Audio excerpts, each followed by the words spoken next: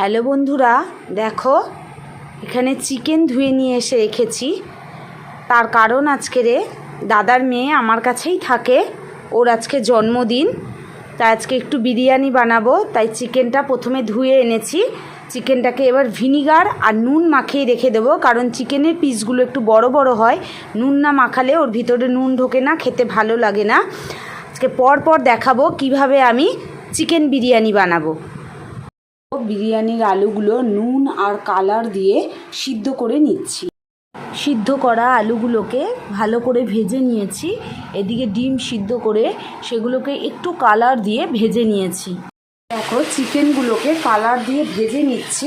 এদিকে রসুনটাকেও তেলে ভালো করে ভেজে নিচ্ছি। রসুনটাকে তুলে পেঁয়াজ কুচিটাও ভেজে নেব, নিয়ে চিকেনটার সাথে ভালো করে মিশিয়ে কষে নেব।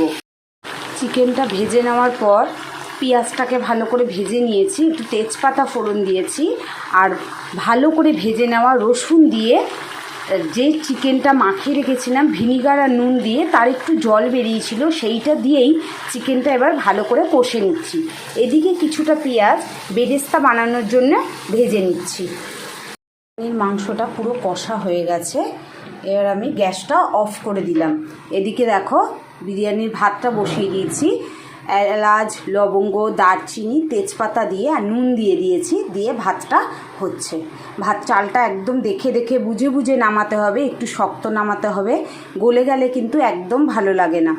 দেখো বিরিয়ানিটা আমি এবার সাজিয়েছি। এক সাইডে রাইস দিয়েছি আর এক সাইডে ডিম, আলু আর মাংসগুলো দিয়েছি, বেরেস্তা করা পেঁয়াজগুলো দিয়েছি, ওপরে দেখো বিরিয়ানি মশলা দিয়েছি, আর দিয়েছি তোমার কেওড়া জল, গোলাপ জল আর মিষ্টি আতর দিয়ে। দেখো এবার আমি আর দিয়েছি দুধ দিয়ে, এবার আমি স্টিমে দিয়েছি। 10-15 মিনিট রাখার পরে আমি স্টিম অফ করে দেব। দেখো বিরিয়ানিটা খুলেছি, হাঁড়ি খুলেছি, দেখো কত সুন্দর বিরিয়ানি রান্না হয়ে গেছে। দেখো যে ডিম, মাংস, এবার আমি সবাইকে পরিবেশন করব।